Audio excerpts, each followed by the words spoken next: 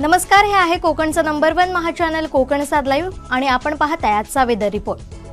हवामानात वारंवार होणाऱ्या बदलांमुळे राज्यातही बदलतं हवामान पाहायला मिळालं। राज्यात ऐन हिवाळ्यात अवकाळी पावसाने हजेरी लावल्यामुळे शेतीचं मोठ्या प्रमाणात नुकसान झाल्याचं पाहायला मिळालं। अशात मे महिना आला तरी अवकाळी पावसाचा तडाखा शेतकऱ्यांना सहन करावा लागतोय।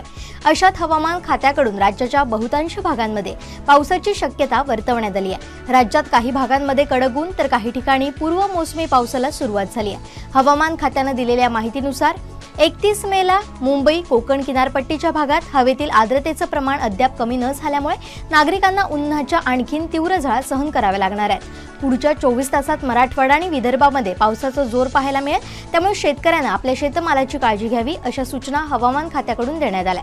राज्यात सरासरी किमान 29 तर कमाल 33 इतकं तापमान राहील। राजधानी मुंबईत किमान 29 तर कमाल 33 इतकं तापमान असेल। ठाण्यात किमान 28 तर कमाल 34 इतकं तापमान असेल। पालघरमध्ये किमान 28 तर कमाल 33 इतकं तापमान असेल।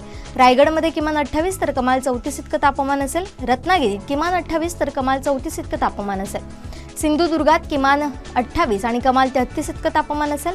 दोडामार्गात किमान 26 आणि कमाल 37 इतकं तापमान असेल। सावंतवाडीत किमान 27 आणि कमाल 37 इतकं तापमान असेल। वेंगुर्ल्यात किमान 28 आणि कमाल 34 इतकं तापमान असेल।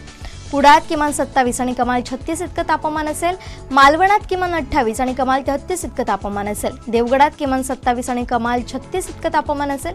कणकवलीत किमान 27 आणि कमाल 37 इतकं तापमान असेल। वैभववाडीत किमान 27 आणि कमाल 37 इतकं तापमान असेल। नजीकच्या गोवा राज्यात किमान 28 आणि कमाल 33 इतकं तापमान असेल। अधिक माहितीसह पुन्हा भेटूया यानंतरच्या वेदर रिपोर्टमध्ये। पाहत रहा नव्या कोकणचा ग्लोबल ब्रँड कोकण साद लाईव्ह।